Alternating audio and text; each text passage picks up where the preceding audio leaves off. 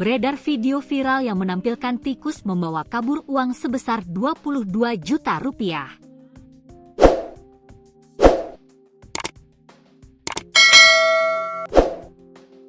Peristiwa tak lazim ini dialami petani asal Sulawesi Selatan.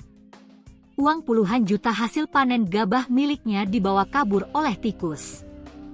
Peristiwa ini pun viral di media sosial usai diunggah akun X Bacotengga Sabtu, 19 April 2025. Dalam video terlihat seorang pria berkaus abu-abu yang merogoh lubang di bagian lantai rumah.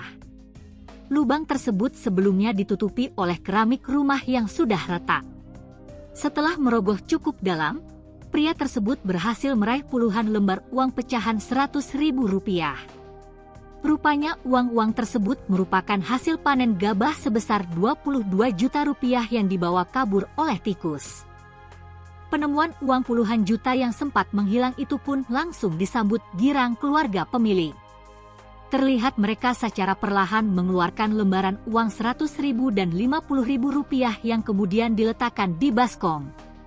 Tak hanya uang, tikus itu pun turut membawa nota hasil penjualan gabah.